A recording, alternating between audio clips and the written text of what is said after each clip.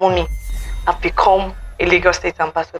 She said, Bukola, I bless the day that I gave birth to you.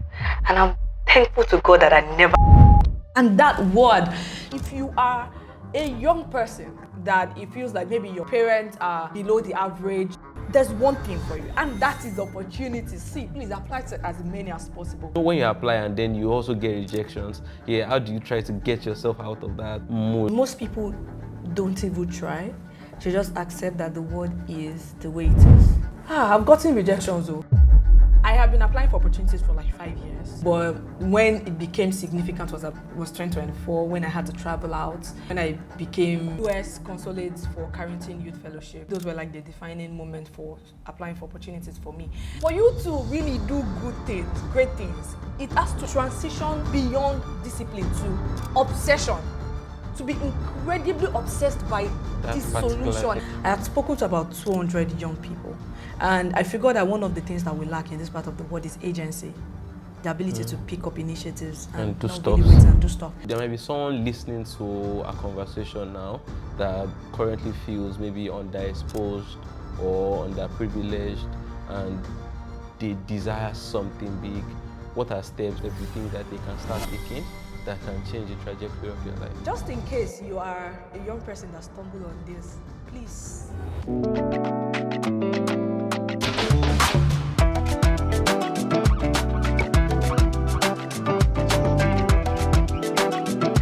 Hi, Bukola. Welcome to Amazing Exploits. Thank you. Thank you very much, Joshua. Really, thank you. I really, I'm delighted to be here. Really delighted to be here. It's an honor to be here. Thank you. Thank you. Thank you for coming. So before we dive into all of the initiatives, the leadership roles, founding company with people, community work, and all of that, I want to take you back a bit. What was growing up like for you? What did you believe was possible? Were there strategic or events that actually shaped you to who you are currently? Yeah, thank you very much for that question, actually. There were stories and there were events. So let's take the growing up. What was growing up like for me? Firstly, I am the last born of a very large family. I grew up with a lot of family members, not just my siblings, but a lot of family members. Sometimes our home would be filled with over 20 to 15 people because my parents love, I think I learned it from them because they would even invite non-family members on our street to come stay with us and all of that. Just young people, just come, they sponsored a lot of people to schools too. And actually, the thing is that it's not even as if they are rich. They're just like very average. My mom was a teacher. My dad was also a private servant and all of that. So there was nothing, it was not as if we were, really rich and all that. But I grew up in that kind of environment. And really that shaped me, especially on that particular street in an underrepresented community in Badagry. And that really shaped me because my parents are diehard fans of children going to school. They believe that education is very important to actually break through for any child. I remember my dad would continuously say, you just go to school and see what will happen. Just go to school. I believe if you guys go to school, there's a great future for us. And genuinely, we went to school. Everyone went to school. In fact, they advocated, my mom being a teacher, advocated for all of the children on our streets to their parents to make sure that they go to school. If they didn't have the money, they would go source for it and all of that. And now this is where it gets crazy because again, I'm the last born. So I was one of the youngest in the generations of people across my street growing up. And I saw how, these guys would go to school, a good number of them on the street, and they would still come back. And at the end of the day, maybe lack of job and lack of really fantastic opportunities. It's like, I knew that if I wanted to be great, I needed to do something extraordinary. I needed to make my story different. So I think that was one of the things that shaped me. And knowing that, while education is very, very important, pertinent, is one of the things that have made me who I am, made a good number of us who we are. We just needed to do really other good things, like other great things, like put out really small bit of things into the world that have the capacity for virality and greatness. So I needed to take that initiative and really just start to do things. So that is my, background. And yeah, I think when we talk about background, I think I need to also say this, and that is, I remember the first time, like when I actually remember that I went out of Badagry, it was Surulere. It was Surulere, the National Theatre, right? Teslim Balogun Theatre. I remember that was like the first time I could remember that I actually went out of Badagry. And I remember coming back and I was flexing. Oh my God, I went out. I went to Lagos. And, I shook the hand of the president at the time, General Olusegun Obasanjo, the president, and I shook his hand, and I could not stop talking about it. And I think that was the first picture of possibility that came to my head, that, oh my God, there is life outside of Badagry. You can do much more. Yeah, there's so much more, because I was a public school student at the moment, and I think I was in my primary school, and we saw other cool primary school students, the way they would speak. The way I'm speaking now is not the way I was speaking. So the way they would speak, we went for a debate, and it's like, oh my God, look at them. And we just saw a different possibility. I saw a different possibility. I saw the skyscrapers, to be honest. I remember at a point in my life, I would envision, and one of my dreams would be to take escalators, because I would see it in movies, and I'm like, yes, I want to take escalators. So that genuinely is my story. I think another story or event that shaped me was I started reading at a very young age. My mom is a religious reader, right? I think I owe my becoming to my parents, to be honest. My mom reads, and after she reads, I'll pick up a book and then I'll take it up. And I remember at the age of 15, this was when I was 15, I can't remember the class particularly. My brother came with a particular book, John C. Maxwell's 21 Irrefutable Laws of Power.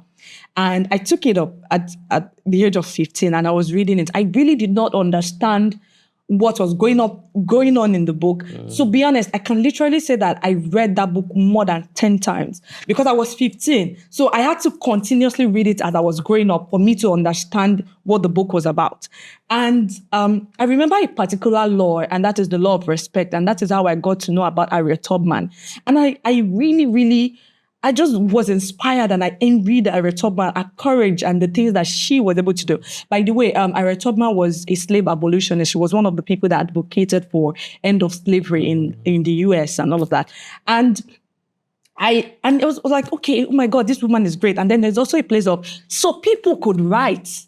And I wanted to write, and that took me to write. It was like inspiring that people could do this. And then I wrote the book. I'll still talk about the story later. I wrote the book and it was published at the age of 17. And I can literally say that particular book launch was one of the significant events that happened in Badagry, because it felt like, oh my God, a 17-year-old girl wrote a book. Like the Badagry chairman came, like the top-notch people came, they were in support. And I remember that it was a very big stage. At that time, I think that was like one of the biggest all in Badagry. I used as French Village. And over 1,000 people were sitting. And when they called me, and then I stood at the age of 17, I looked at the number of people that came to my event at the age of 17. And I was like, oh my God, there is more to life. I can't really remember that part where it was like, yes, there is more to life. Yeah, my voice really, really matters. I can't be in a very small space right now, but I agree. Yeah. And it's like, my voice really, really matters. And I think I should really find platforms and outlets to, share my voice or, just express myself. I just want to pick on something, right?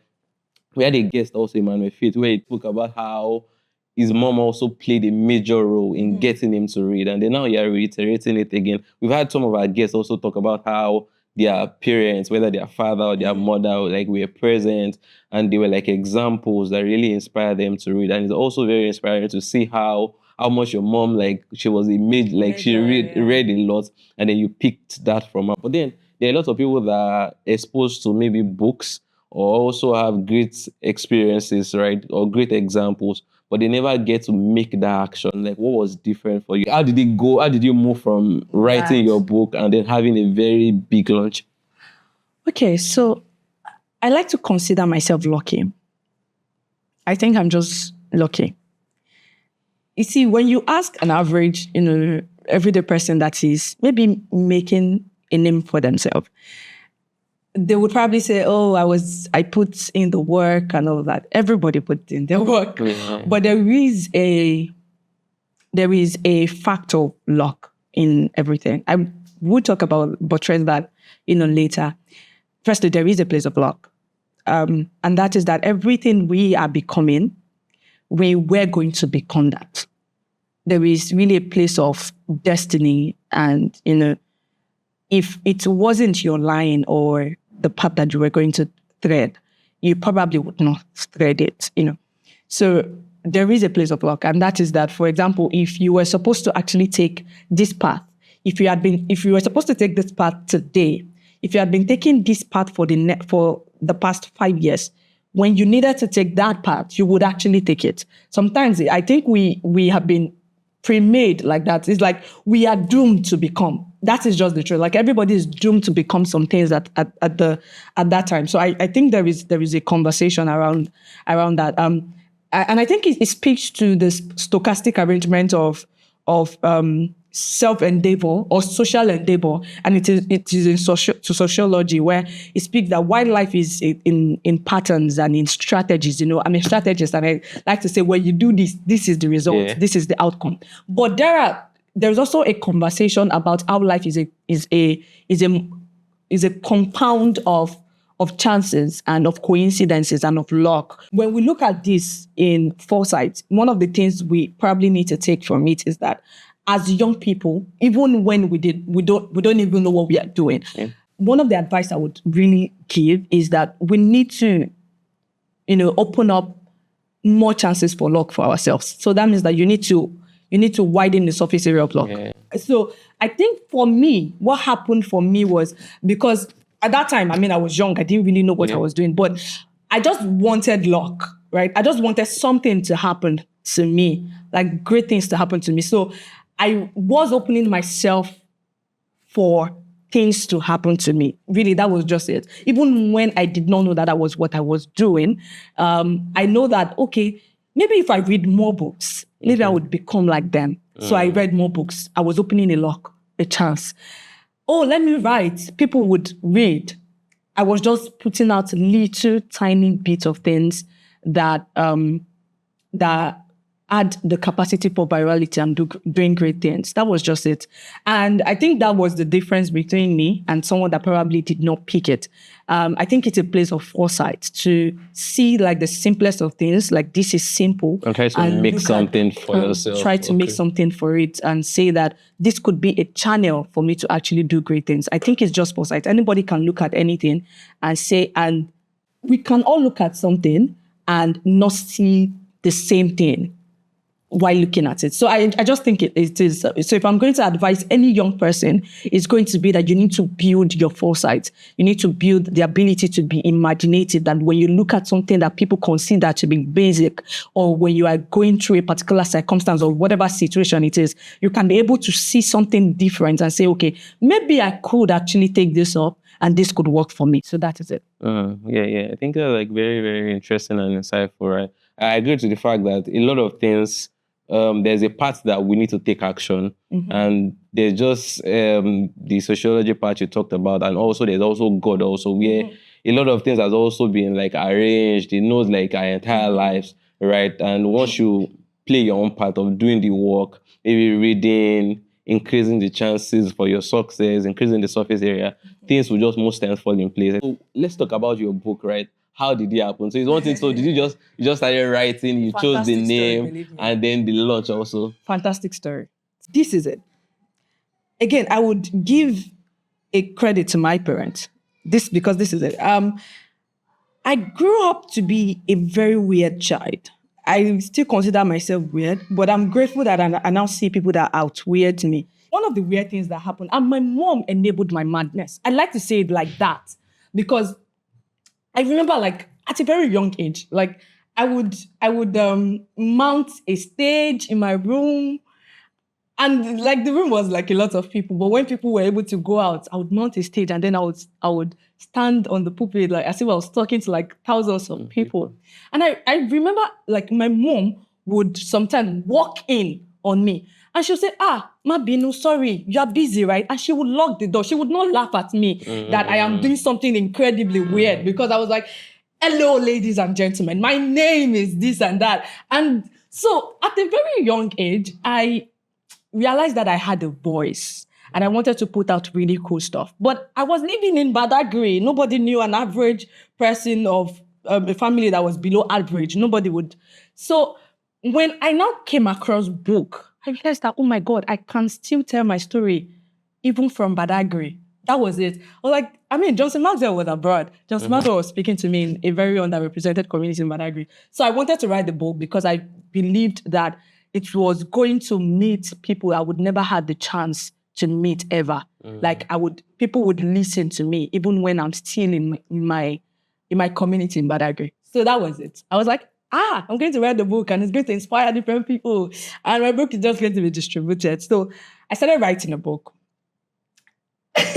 This is also a very funny story because I would write it and then I would send it to my mom. My mom would laugh at me like, Bukola, they will arrest you because I was lifting. I did not have enough knowledge of things. Yeah, maybe to write out to unique write something stuff. incredibly. So I would just like, okay, I'll just read lift this it. book. And another fun fact, I wrote my book in a book. I had like manuscripts. It was not I didn't have a phone. So I wrote it out. I wrote different versions of it in different books. So my mom would read it, cancel out because she had read the books I have read. So she knew that I was lifting. She would cancel out a lot of things and go back and write your own thought. What have you learned from it? And then I would go back and then I would write it. And then she did that a lot of times. I still have like all of my manuscripts, right? And at the point, I was like, okay, this is fine. Oh, the ones that we can quote and say this is the person that wrote it, she helped me to do that. And she was like my first editor. And yeah, we launched, it was done, you know. And then it took, to be honest, it took my dad about 6 months to really accept because I was like, she's just playing. Yeah. Why is she writing the book? You know, she's just playing. And my dad, we had to like convince, and then I would cry, like, I want to publish a book because they would give the quotation of price of publication. My dad would be like, do you know the number of children I'm training to school? You want me to use money? Like, at a point, I was like, okay, let us do it. And then we found an editor, we found someone. And believe me sincerely, it took us an extra. Why do you think I finished writing the book at the age of 15 and I launched it at 17? It took us 2 years, to get it out. To get it done. Because it took us 6 months because the financial issues, getting to find someone that would commit to it, even at a very cheap price, getting editors. Oh God bless this man from Ascon. I'm very young. I can't even remember his name. I would have to go through. He did the editing for us for free. And you know, he did the like editing, the forwarding and all that. We just put it together. Now the book is done. And we're like, how do we distribute it? Now my dad, I got my confidence and my audacity from my dad. My dad is a ridiculously audacious man. So it was like, okay, this is it. This is the plan. We are going to do this. So we took the book. We went to like one of the most influential person in Badagry. And it was like, oh, this is good. He was impressed. And he sponsored almost everything. I also need to add this, that in fact, my mom had like a major accident in the process of it. You know, she had like a major accident, fractured her leg, and she had to heal. I remember, I think she was still on crutch the day I launched it, just because she was running around. She was doing the running around. I was to tired, get things done. right, to make all of these things done. And then we invited a lot of students. A lot of people heard about it. A lot of people, you know, because there were great people from Badagry, although maybe they were not living in Badagry, but all of them were just interested. And a lot of people would be like, okay, I would sponsor you with this. I would sponsor you with this. And I would sponsor. And then I think that was it. That's the story behind my launching of the book. And that was also one of the stories that gave me the possibility of hope that I was going to become something really good for myself. Yeah. That's absolutely, absolutely inspiring. I know that people that will get to watch this also like get inspired to really do stuff, even if you don't have everything. But I think I would still love to still stay on this part, right? Okay. Because It's just very interesting how important having very supportive parents. I love that part where you spoke about she comes into the room, she sees you doing your thing, speaking to imaginary audience, and then she just, oh, you are busy, I'll be supported. And then when it got to the point of writing, counseling, telling you to go back, yeah, it's just like very interesting. And I think that which is something that new parents, current parents can just try to do, try to give their children as much support as possible and exposure. I think what you shared is like very, very inspiring. Thank you. Yeah, so from that point, early phase, you were already writing, you had launched the book, and then you went on to school to study anatomy. I want to know why.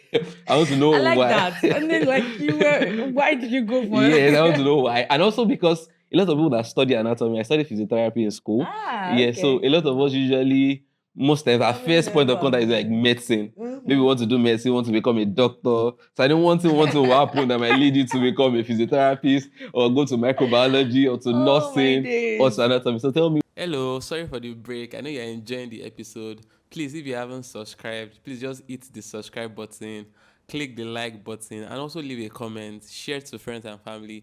It goes a long way to help the channel. You can get right back into the video. Why anatomy? So this is it. Again, I was like a multi-potentialized in school. I mean, while growing up, I really wanted to become a lot of things. At the point, I wanted to be a newscaster. I had like different, I just wanted to be everything. And then I read this, our guy, Ben Carson. Then I read it, I'm like, I've always been a dreamer. So when I read it, I was like, oh my God. I would also be able to do surgery on someone, and then my name is going to be mounted on the wall, and I'll be able to, now like, yeah, I'm going to do that. I think that was the chore for me. That was the chore. Again, I've always wanted to become a lot of things. But when I read this book, that was like the chore. I was like, yes, I think this is what I am going to become. And then, yes, I wrote the JAM, and JAM jammed me for the first time. It was not that I did not do well. It was just what I was looking for. I was looking for medicine. To be honest, it was medicine. And then, the second JAM, I can't remember what I got. I think 60 something, but that was also very low. So I was actually given anatomy instead. So I wasn't going to accept it. But my dad was like, no, you should go for it. And because the school that I went to, that is University of Medical Sciences, Ondo, they would allow transition for like the best students if you're able to do well. So not even the best. It's usually first class. When you're first class, you can just transition. Then, so what happened was I accepted it with faith. Like I would do well and I would transition. And I could not transition because, to be honest, I could not meet the first class. That's another story. I think the first semester I fumbled really hard. Because I was distracted by my book. That is the reason why I was able to remember this is 17 and this is 18. The frame of the entire thing transitioned into 2018. And I remember at that time, I was even supposed to travel to Rwanda or something. Someone was going to. So I was just a little bit distracted by my book. And at that time, I was already putting together initiatives. I was young. And I had like this arrogant self-confidence. I was going to do well because I've always been doing well. Like, is it not me? And then the result came. It shook me. I did terribly well. That was like one of the humbling moments of my life where I cried and I knew that, oh my God, that I really, really fell short. And then I had to pick myself up the second semester, but it could not meet up. I was depressed. I went into depression in 200 level. To be honest, I was genuine. I think that's also one of the humbling situations. And I had to accept it. In fact, I remember like first semester 200 level, I would not go to class because I'm like, this is not what I want. But at the time, I had to pick myself up. I think that was the second semester. And I'm like, you can do a lot of things. At that time, I started becoming have the self-identity that I could become a lot of things. And then I picked up social development. I picked up a lot of things. I'm like, do you want to know the fun fact? Is that I am actually very grateful that I never became a doctor. At the moment, like right now, I am super grateful that I did not. Like, it's one thing to say, oh, the reason why you are saying it is because you did not get it. I feel like if I had gotten it, I would have dropped out. Because at the point in my life in 2019, 2020, 2021, it was like I saw myself in a different light of the capacity of the things I could build. And I saw my friends in medicine. I have a lot of medicine friends, no shade to you.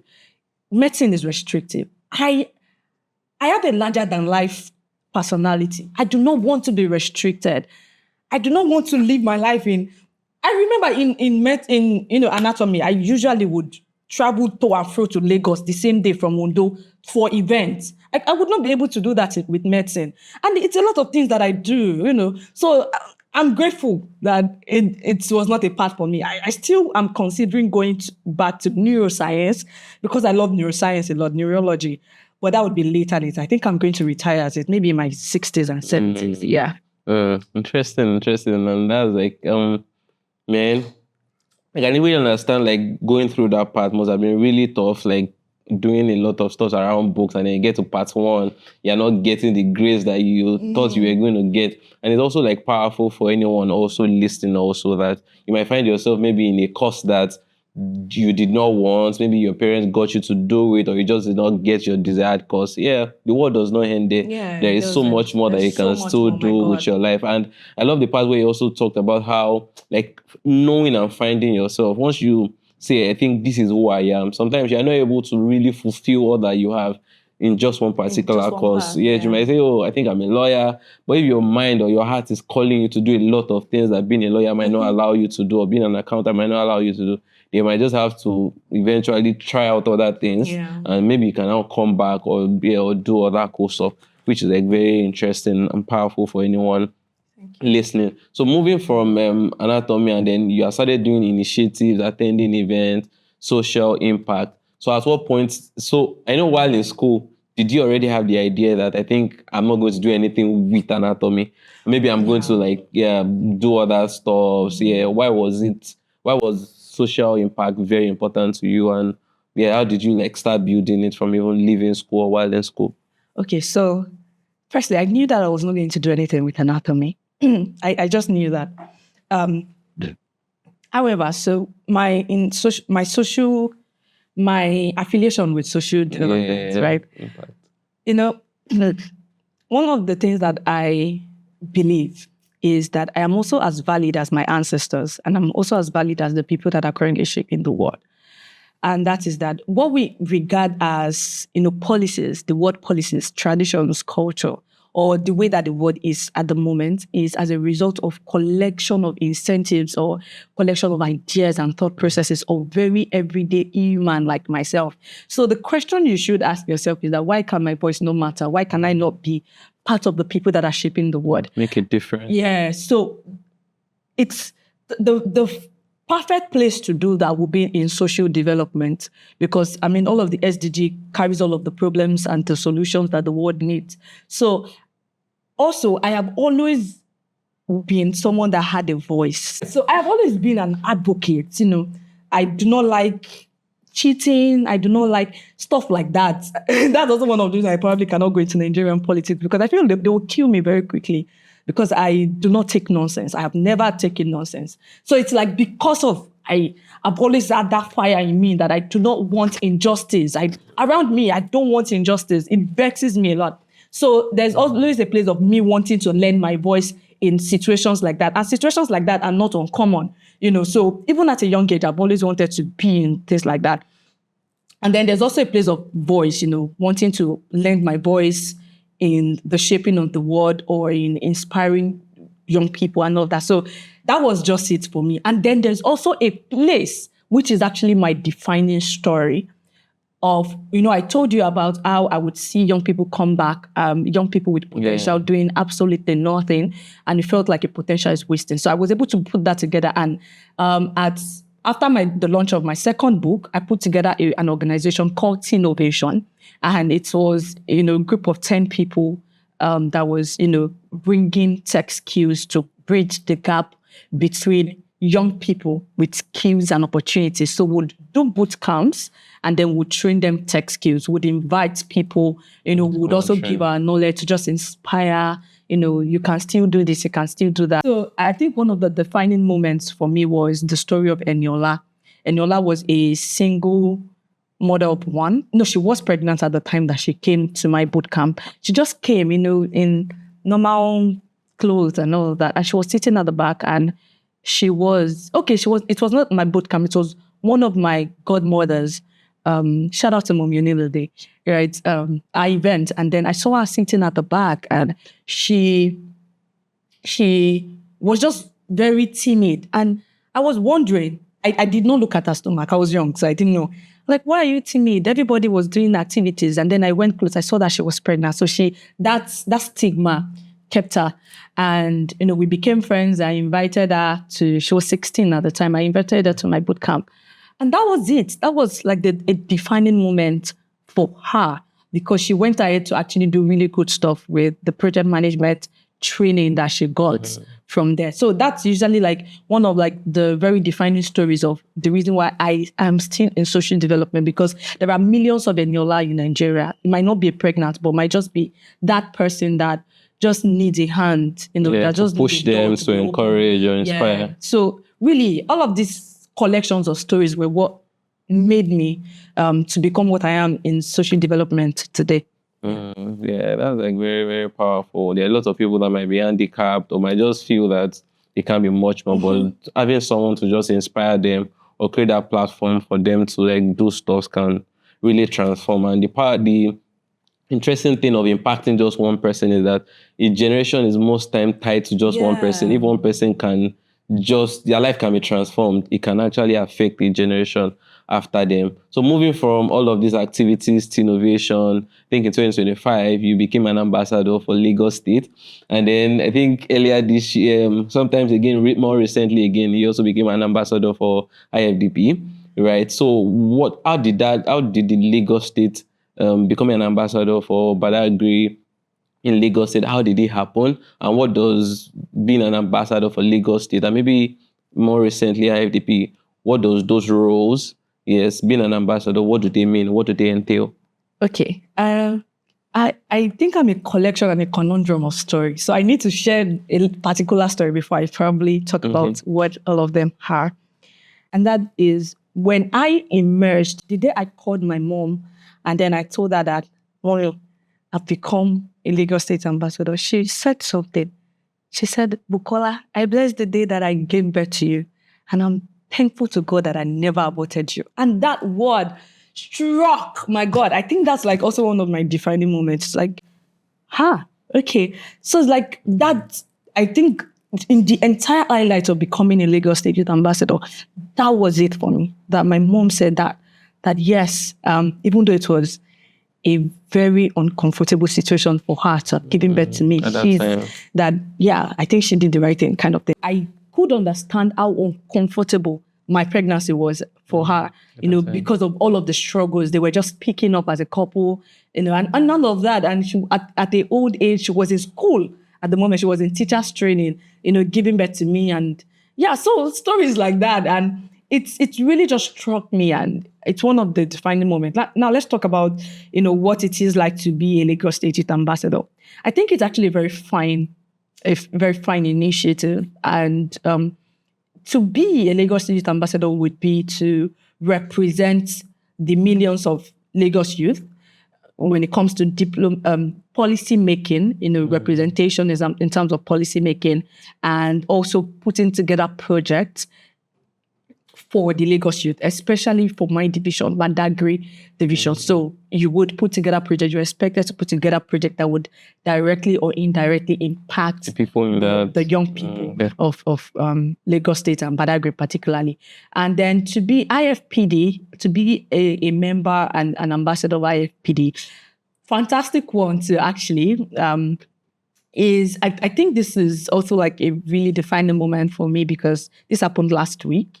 And being in that room was like a privilege for me because I think I was the youngest in the room. I met experts at social development up to 20 years. And to be that is to in diplomatic parts, right? So IFPD is about policies, diplomacy, and peace.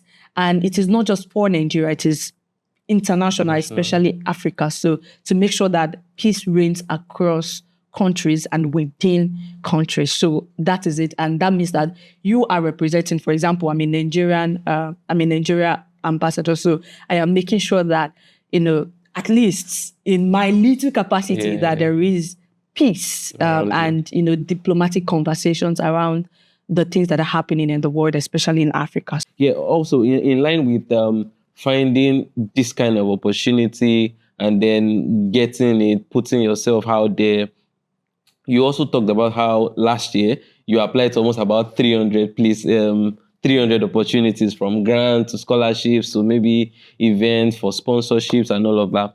And this year you're even planning to do a lot more. I want you to talk about that, because there are a lot of people that usually feel that I don't think I have the right connection to get things done. I don't have the sponsorships. I don't think I have the opportunities around me. Maybe I cannot afford university. There might be scholarships. So what's your mindset towards finding opportunities? And how did you find even as many as up to 300 to even apply to?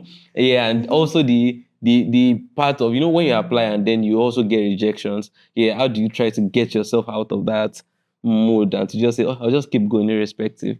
So I will start with a quote by Steve Jobs. And it's, most people don't even try. They just accept that the world is the way it is. And I think that is it for me. Again, because of my background and the limited opportunities, my chances and the probability to actually make it with the background that I had was low. So what I needed to do was applying for opportunities. If you are a young person that it feels like maybe your parents are, below the average, they are, there is not a lot of paths that are opened up for you.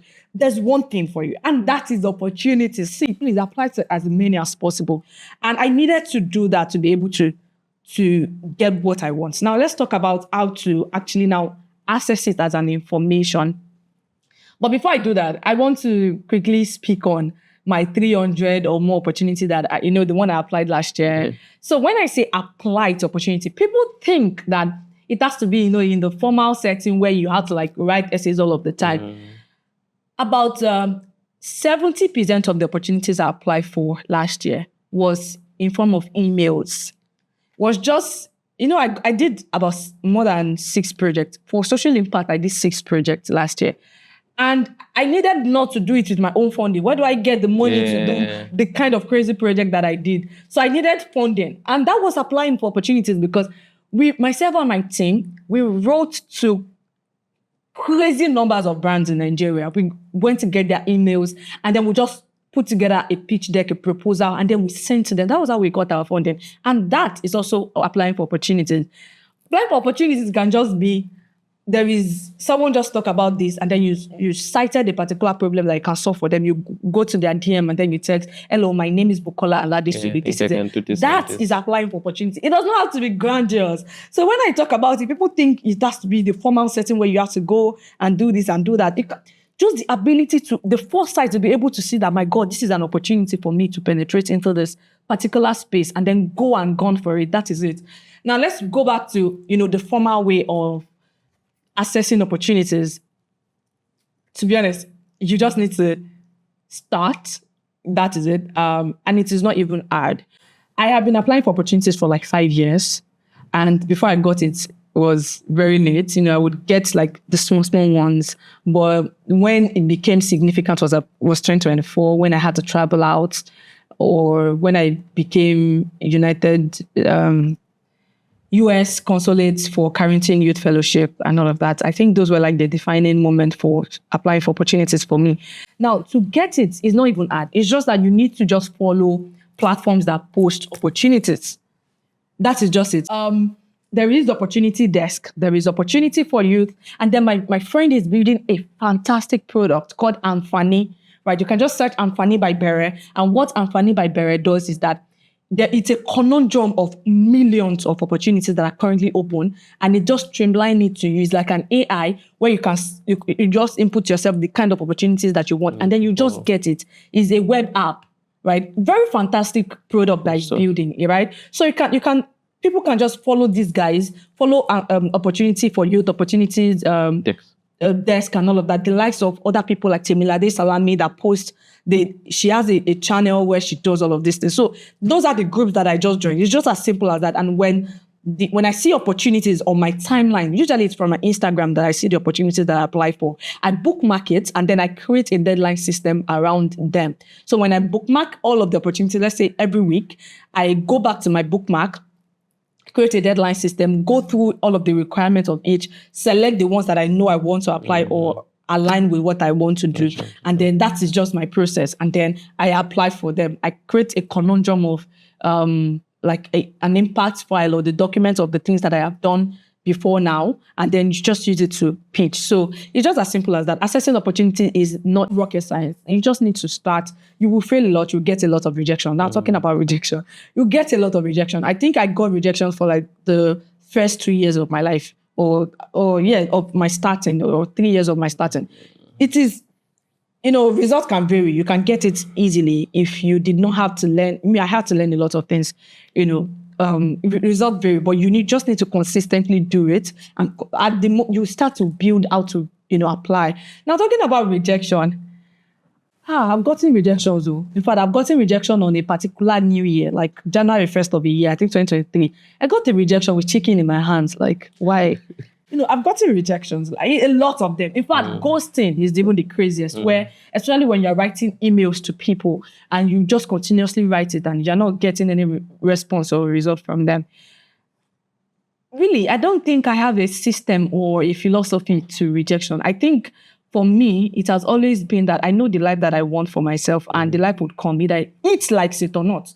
That's just like, because there's a place of good things will come. What if it doesn't? I will go drag it. And it's not all of the time that the good things will come. So usually when I get rejection, some really, really pains me. I'm not really going to lie. Sometimes I just need to go buy amala, and then I just do things, or I just wait it out and I just continue. So the larger than life distance just helps me to really get over rejection and know that, okay, I just move on to the next. There's a life I'm going for, and either life wants it or not, I will get it. So the rejections are just part of the stamps that I get to. I don't know. I don't have a lot about rejection. Maybe because I have learned to grow a tough skill. Or maybe because my larger than life personality you don't give me, someone else will. That is it. True. I can actually relate to a lot of the things you have said. I was listening to someone. Sometime I just spoke about how to get the yeses that you want, definitely you have a lot of no's. And also what you shared also, I think it also helps to reorientate our perspective. I mean, the perspective of anybody listening, because you can be on the side of the internet or the world where maybe your social media, the only thing you are seeing are problems in the country. The only thing you are saying, there are no jobs, there are no opportunities, but then speaking from your own experience, from your journey with what you've said, there's also another side also where the opportunities are there. They might be scarce. It might be difficult for people that come from our background, our country to get them, but then they are still there.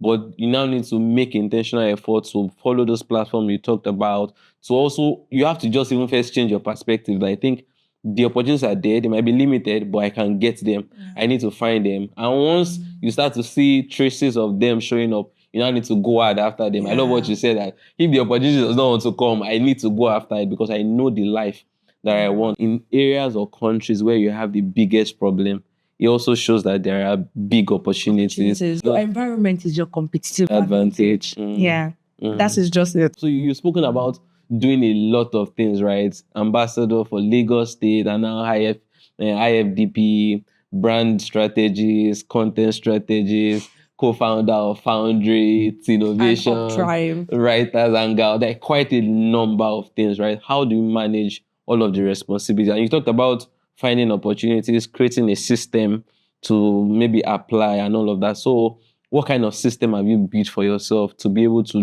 do stuff, maybe apply to a large number of places, manage the projects that you've initiated, to work with people, to just get things done? I think one of the things that has helped me is that I have accepted that, firstly, I am very layered. I used to call it scattered before, like scattered mind, but I am layered with a lot of things. And a good number of the time, I like to do a lot of things at the same time, but not a lot of things. Now, I have done some things that have failed, and I'm not picking them up again. I have just left it. For example, Writers Hangout. It didn't fail. I just stopped, right? Because that was the initiative I had At that phase, at or that phase. season. And this speaks to young people. I want to really reiterate on something. So go ahead in life to do really cool stuff. If you have the potential to do great things, one advice I will give to you is that you need to religiously, consistently, with faith and foresight, put things, little things in the world, initiatives and ideas in the world that have the potential for great things or virality. And that was me, because I have failed a lot in life, because I have done so many things. It's like there is a path. One thing I like to say is that there's a path somewhere on this road, there's a path. It's one of my code that I say to myself. Usually when I'm befuddled or confused, I just say, Bukola, there's a path somewhere. And usually it's that I want to try a lot of things and discover myself. There's nothing as beautiful as self-actualization. And one way to self-actualize is to actually do a lot of things. So I just really want to buttress on that part, that you actually need to pick on a lot of things. Pick things. Fail at it, drop it. Okay, this one is not for me. Let's pick another one. The truth is that I'm just excited by my ideas and I want to see it manifest. I want to see it come to life, There is something in my head and I want to have it come to life and see that, okay, yeah, you did this, it's a stamp collected, on to the next. Usually that is it. Now, how do I build a system? The truth of the matter is that I get burnt out a lot by them, but they are my babies. I love all of my initiatives. So firstly, is that I pick the most, I think it's a priority thing. So, for example, I have the Foundry. I have UpDrive. It's innovation, Writers Hangout are relegated. I'm no longer picking innovation again too, as much as I love it. But maybe in the future, maybe in the future I could take it as a foundation, but no, I'm not even thinking about it. I just pick things. Okay, so there's a system. There's a system of what are the ones that give me money, that enriches my purse. I need to have money. So the content strategy, the work, although I have stabbed 9 to 5, I'm no longer doing it, at least for now, right? Those are the content strategy aspects that I picked up in 2024, 2025 because I needed to survive, but I'm no longer doing it. I think I'm just blessed to be a multi-potential because I never get stranded. I can do a lot of things, right? And then it's crazy because I would actually shoot shot to you. I might not have done it before because I trust myself to do it. I would just say, how I became a content strategist was not because I did it. In fact, it was in that job I gave it my name. I discovered that, there's something that is called content strategist because it was a content creator, but it was a startup. So I needed to do a lot of things when it comes to strategizing. So I just gave myself content strategist and I did very well at it. Like I led the team for 2 years and it did well. So usually that is it. So there's a system of what are the things that need to give me money and then what are the things that I want to put out in the world. Those two systems. And then part-time, I pick the ones I want to do. I don't do everything. For example, I just picked the Foundry in this February. I never picked, the Foundry was November. And after November, the post-project we post, myself and my co-founder, we left it because that is the truth. And then now that we want to do another one, I picked it up again as part of the things I want to. So I have a to-do list. What are all of the things I want to do in February? I drop some, I leave some. The most important in those seasons. And then I just build it at the time. And usually because there are some that requires that it must not be dropped. For example, when I was building UpDrive is actually my startup.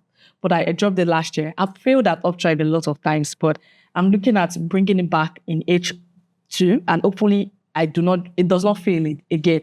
So when I had a team that even when I am away, they're able to pick it up. And that's also one of the importance of systems. You need to be able to build systems and structure around all of the things that you do, that even away from you, it can still work. Yeah. So that is it. I try to build systems across. When I was still actively a Lagos State ambassador, because there's a new ambassador that is coming up this February, March, right?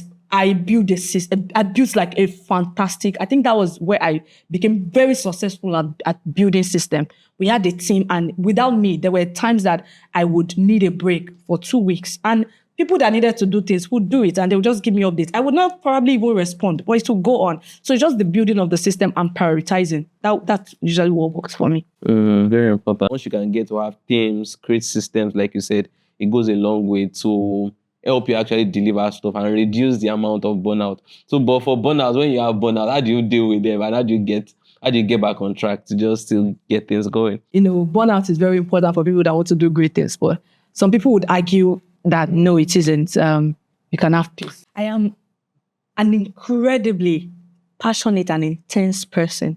Like, I think the way that I speak, in fact, for all of the times that I've taught, maybe master classes, people say that, oh my God, Bukola, you speak with a lot of passion. Yes, I am intense. You have no idea how intense I am. And I have my excesses, and one of the excesses that I am incredibly obsessed.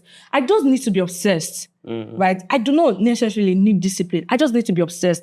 And you see, for you to really do good things, great things, it has to transition beyond discipline to obsession. To be incredibly obsessed by this solution. And one thing about obsession is that obsession and burnout, they're like 1 and 2, because you're not eating, you're not sleeping, you will get burnout. Yeah. Now let's talk about the burnout. So usually it's that I think I just go away from it because I do not even have choice, right? My brain will just shut down. So there is really nothing to do, even if I have laptop. So I just wait it out. I rest.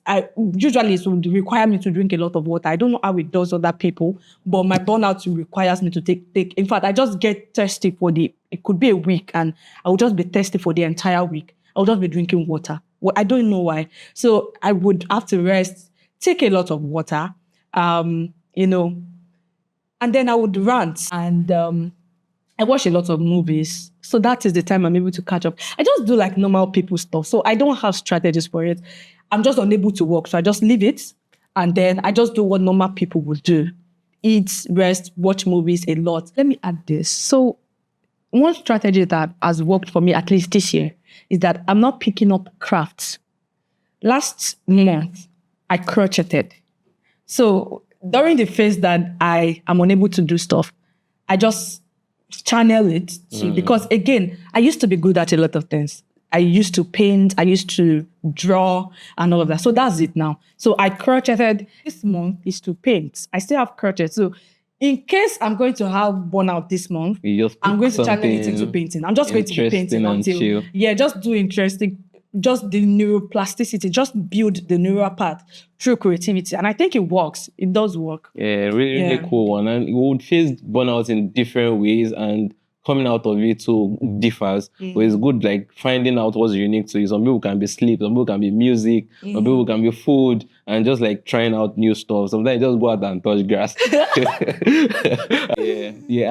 Having great friends also, which will lead us to talking about communities. Because I know that it's innovation, bringing people together, Foundry, bringing founders together with your co-founder.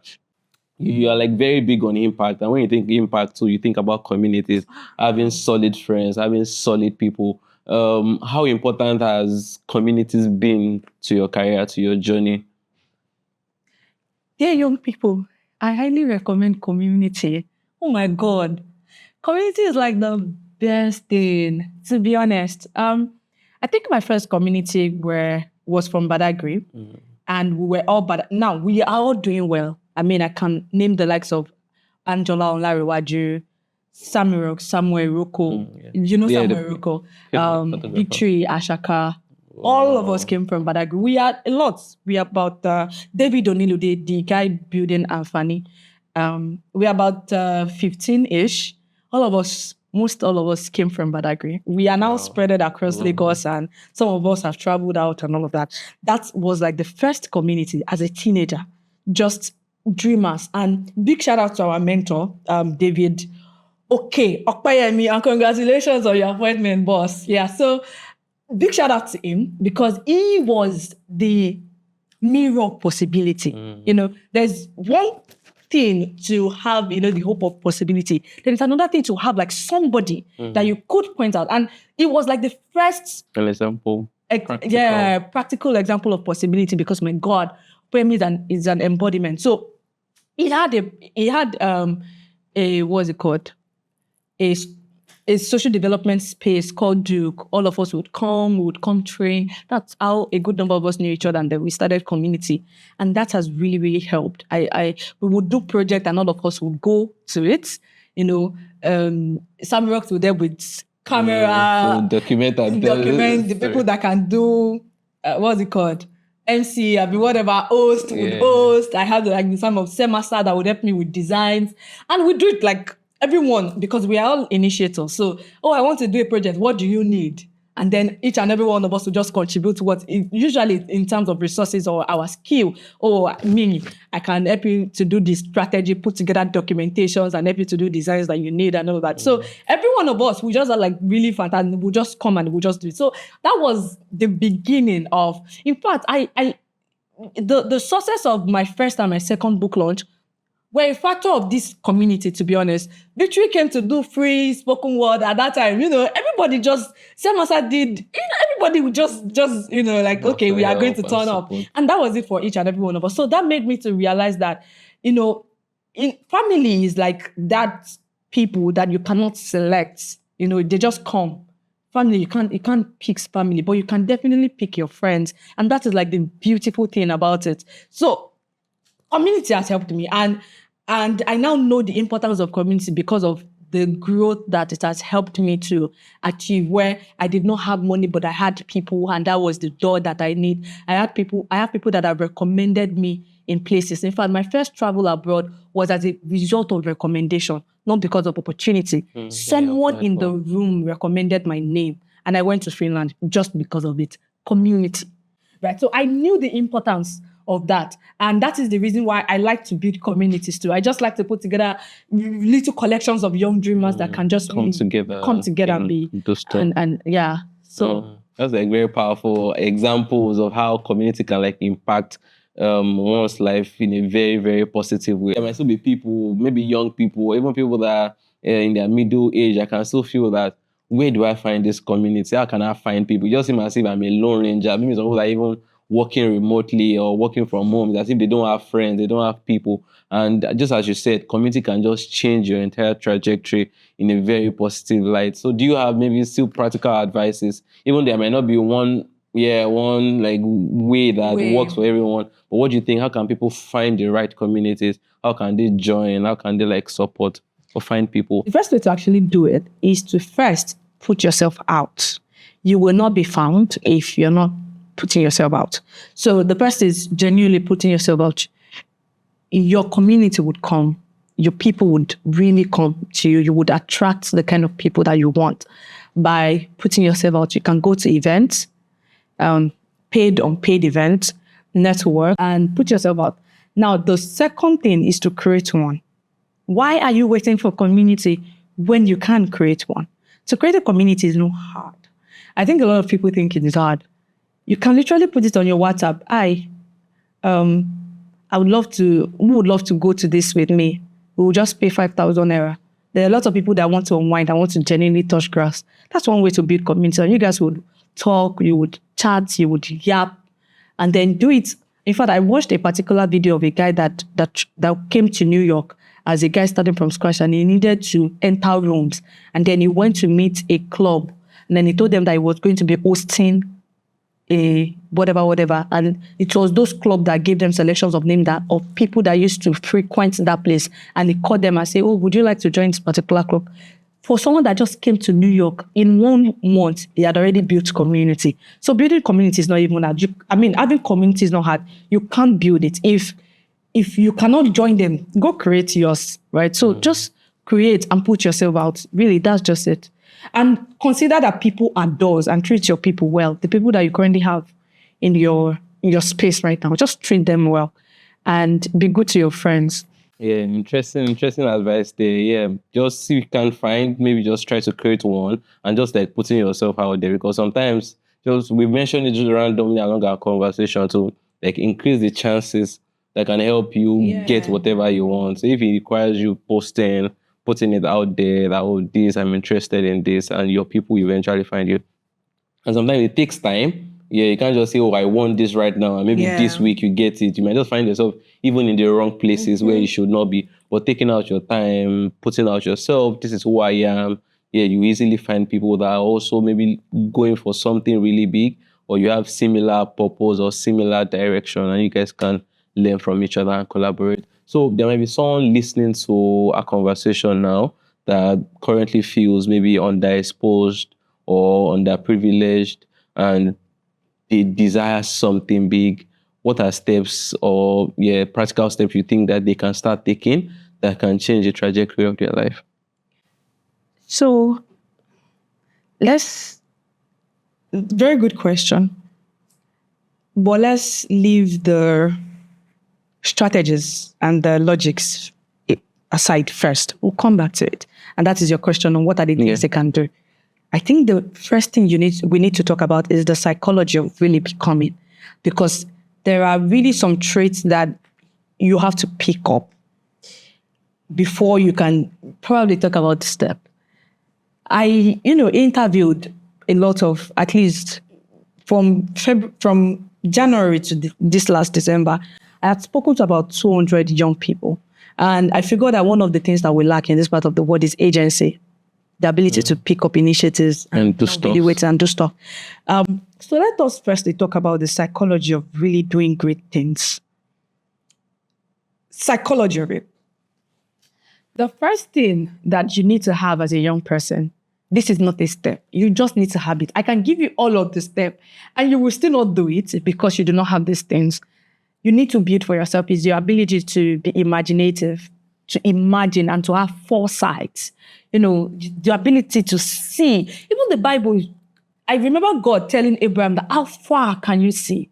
Because how do I give you steps if you are not seeing? These are the steps to do if you want to create this. And this, you can't see it. So the first thing is that how far can you see? You need to be able to build your imagination. Let your imagination be the thing that even excites you to want to do. Even when you do not have a path, you are eager to want to create the path for yourself. So the person is imagination and foresight. Then the second is you need to build the ability to self-prophesy. So the act is to fulfill your own prophecy. So after the imagination, what is the ability to fulfill the self-prophecy, to get to work? It is not enough to shout self-affirmation to the mirror. What you need to do is that you need to be able to collect the stamps or stack undeniable evidence that you are who you say you are. So that is the ability to fulfill self-prophecy, that this is what I am, and then this is what I'm going to do. So the ability to just want to do things and to want to put out things in the world. And then this would bring me to the third, and that is the ability, your obsession. You need to build obsession over discipline. Discipline is very important. It is very important. We need it. But you need to actually build obsession. So these things, coupled with other things like agency, and a lot of million other things that you probably would need to build. And I would advise you to read a lot of books, not necessarily self-help. Read autobiographies, biographies, memoirs, economics, philosophy, psychology. Read books like that. They would help you more than self-help, to be honest. Especially if you grow up from, the represented community where there is little to the things that you see. Your ability to bend your reality for yourself is based on, is a direct function on the precision of what you can see. So one way to do that would be to read a lot of books, and then execute fast. Yeah, that is one thing. You need to be able to execute fast. Like I said, that I have done a lot of things in my life. So when you have an idea, do not wait until you have it all figured out or you have strategy. A lot of people will tell me, oh, Bukola, I want to start putting myself out there. How do I start? And then I'll just say, start.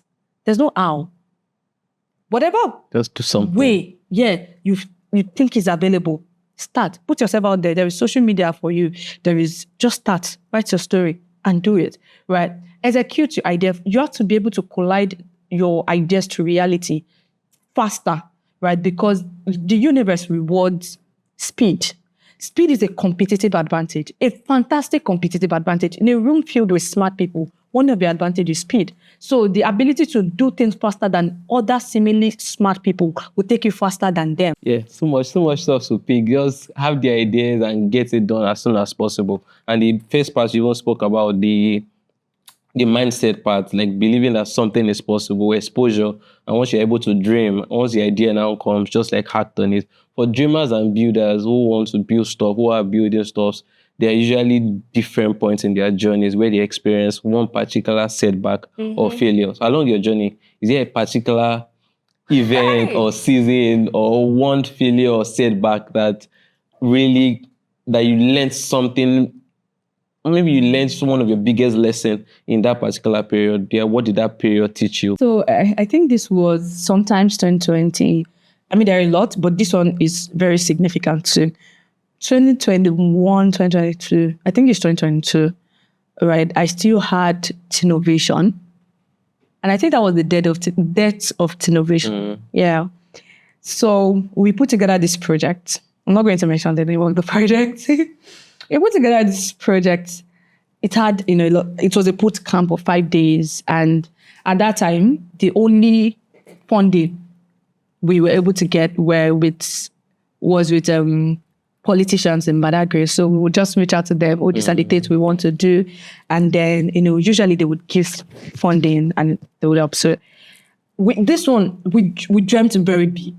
It was a very big, massive dream. So they would pitch and then we would give them money. So we had to look for the people that would give the money. And then we reached out to people, someone from diaspora, two people who are politicians, and then one other person.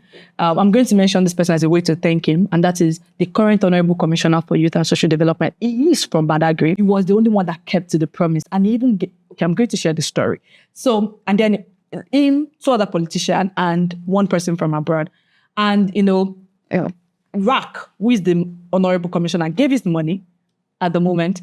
And, we used the money to start. Now, the rest of the money that was supposed to come, and I think the fourth day we already broke, thanks to one of my mentors, to Ms. Bukola Aladesulu. She also came in because it was seeming like we were already getting disappointed. So she came in, she helped with the entire feeding of the 5 days and all of that. That was really, really cool.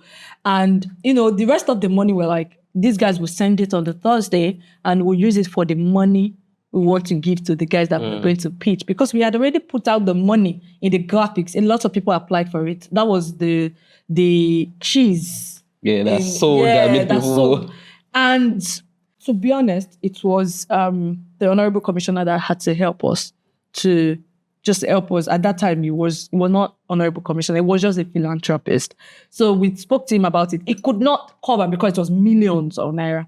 He could not cover for it because he had already given some. So he just gave us. So we had to spread it.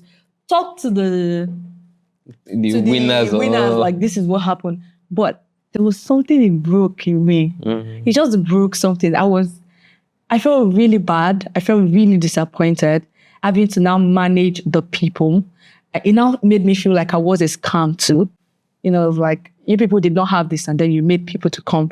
But really, I just wanted to do good thing. And I really just want to empower. And the people that had the resources disappointed, and it broke me.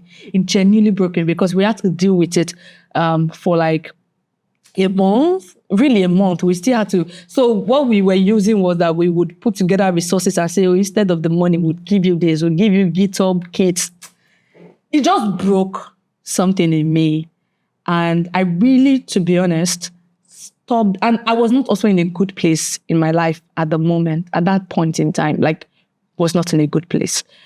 So I just stopped social development for 2 years.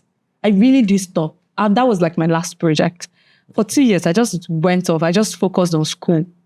and doing work to get money. Like, I was not doing any aspire to perspire, any. I wasn't. And to be honest, if there's one thing that it taught me, and that is that passion is not scalable without profit. That's one thing it taught me. And that is that we need to really start looking more into social entrepreneurship as a way to scale social development, not to look at social development. Social development is very important. And that is that you cannot scale great things without money. That is just the actual truth.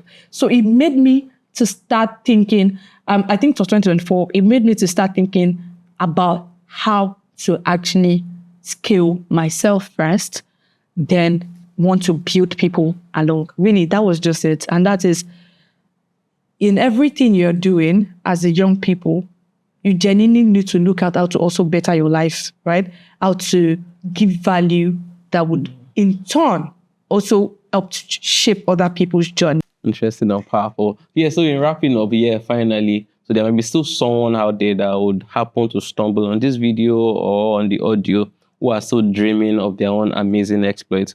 What are like practical steps that you want to leave them with? They might just stumble on it on TikTok, maybe when they are thinking that, all that matters or all that is possible for them is just to become like a popular content creator, which is also great. You can make a life out of it, or maybe a YouTuber.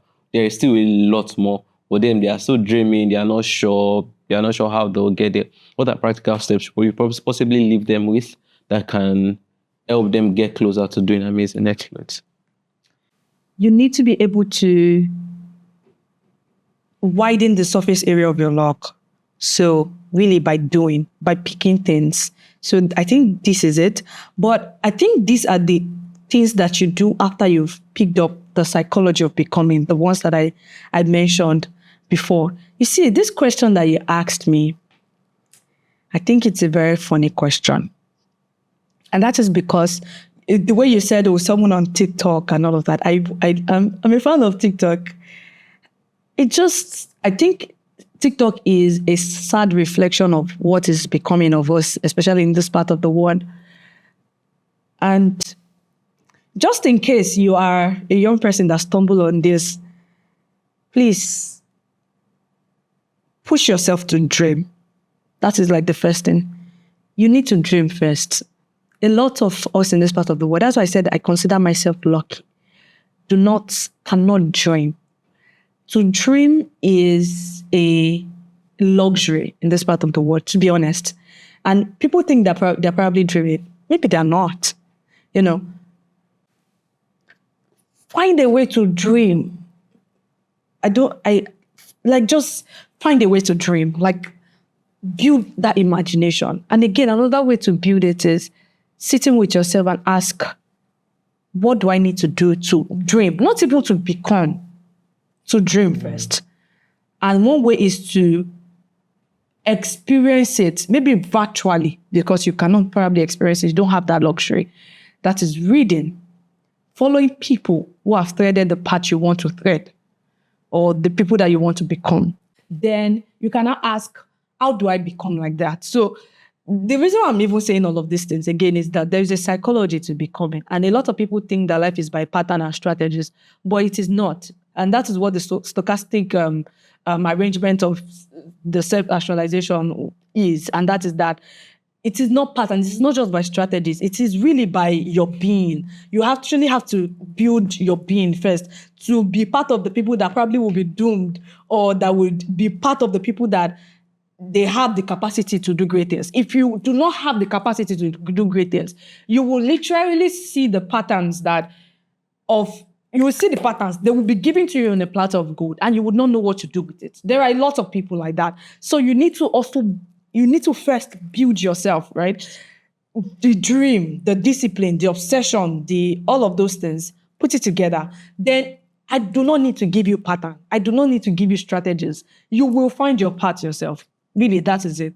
It has been a very, very interesting and powerful conversation right there. Like, being very intentional about your timeline, as you mentioned, and just shaping your imagination. And it comes from what you spend your time on social media, the kind of books you read, people you follow.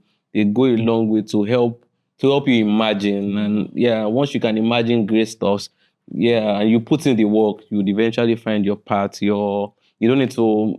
Everyone, we have like different journeys, different backgrounds, different people. So you can't follow someone's step. Yeah, the exact same thing they did to get to where they are, but yours might be slightly different. But once you are like committed to it, you eventually find a way around it. The future is like very, very bright. We are rooting for you, and we're also rooting for you listening. Also, just take action, do stuff. We'll continue to bring top and amazing people to show you the steps to inspire you, but still, you need to take action. And thank you so much for watching, for listening. Thank you so much, Bukola, for coming around. It's been an amazing conversation. enjoyed this Amazing conversation. conversation. Thank you guys once again. We'll catch you guys on the next one. Bye.